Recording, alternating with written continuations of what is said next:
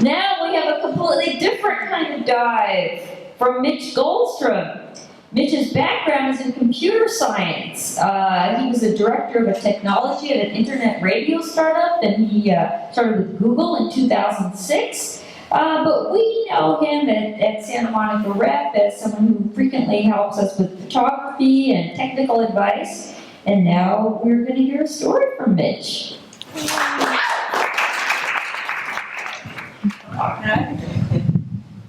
So one thing I'm going to promise you is, of the two French accents you heard tonight, mine will be the worst. I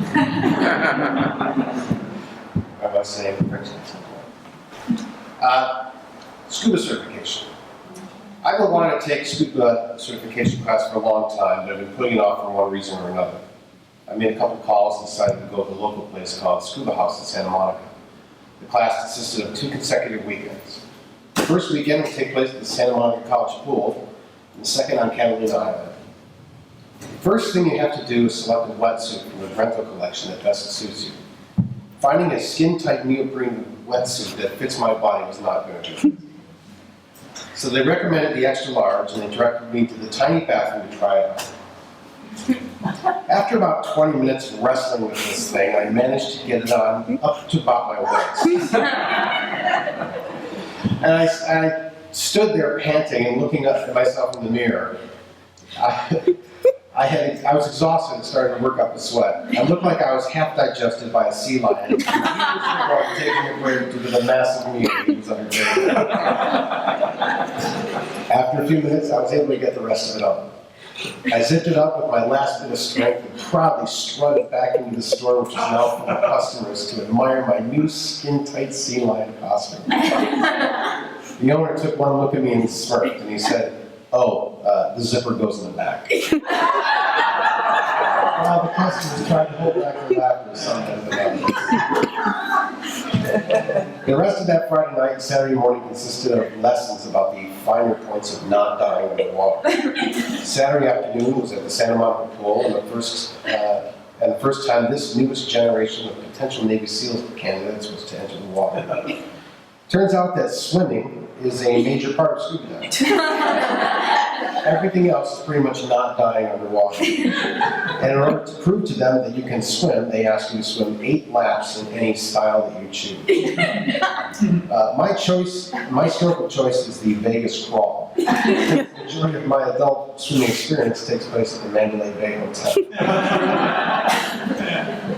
To call my stroke of choice a choice is giving me a lot more credit for my athletic ability than I deserve. And to call it a stroke would be an insult to swimmers everywhere. A more accurate description is somewhere between the dog paddle and the someone called the lifeguard. Around the middle of the 5th lap, between desperate gasps for air and trying to keep my head above water, I was starting to imagine how I would gracefully leave the class with the least amount of humiliation. Because there was no way I was going to make 8 laps. Vegas pools are only 4 foot deep for a reason. Everyone else was done, and the lead instructor said that it was good enough. I started to question her judgment. Next, we suited up in our full gear and went to the bottom of the shallow end to learn how to panic, take off your mask, panic, put your mask back on, panic, and make silly hand signals that I'm convinced the instructors make up on the fly in order to make us feel like idiots. Now, I'm not an idiot, and it makes perfect sense to me that I don't need a mask over my eyes to breathe through a tube that is in my mouth. My frog brain is a complete moron, and this is the part which took over during this exercise. This led to an interesting argument between the part of my brain that made it through college, barely, and the frog brain. This is where the bad attention comes from. Breathe, you idiot. No, I cannot breathe. You must come to the surface and flit around and embarrass you. Don't you dare. Breathe through your mouth before your legs end up as an appetizer in a French restaurant. I've never been waterboarded, but I'm guessing that the sensation is pretty similar. The first time was at 8 a.m. on Casino Point at Catalina Island. In order to get there by 8 a.m., one would have to leave the west side by 5 a.m. to be at Long Beach in time to catch the ferry, and one would have to be out of the line. My wife and I went to Catalina Friday night and stayed in a hotel.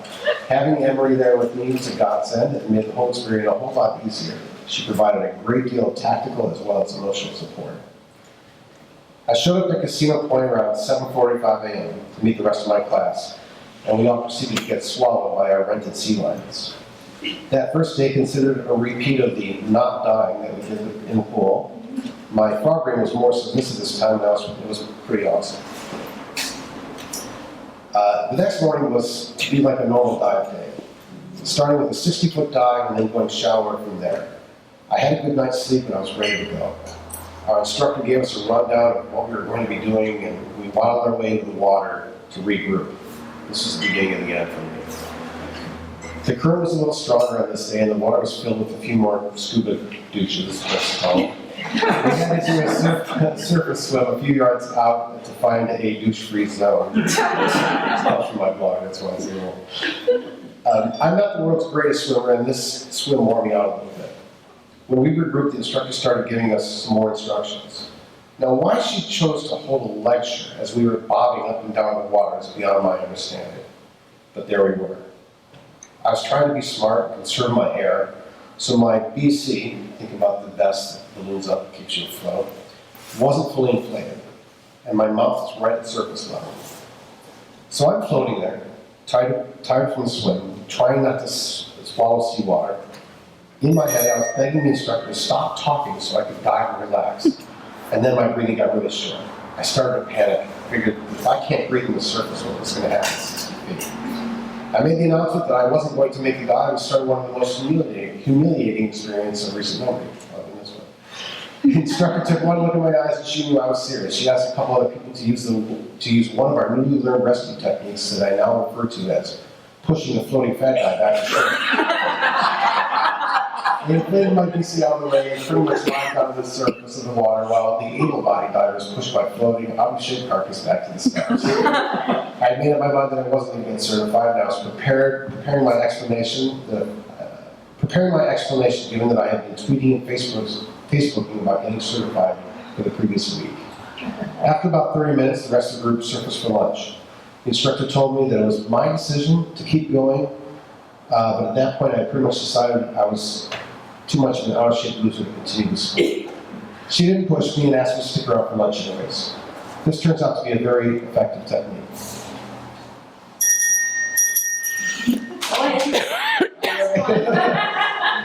I was mentally prepared to stick to my guns and quit at that point, and she chose not to fight me on it. We all had lunch and then took a written test, which I passed. After lunch, she looked at me and she said, "So are you getting back in or what?" This is where I took the plunge, so to say. Without thinking about it, I said, "Sure." We did 2 more dives that day, and by the second dive, I had no trouble at all. I was leading our group around the depths and navigating like a pro. I passed the class, and I'm now certified open water shark bait. I'm eternally grateful for her life pressure and support.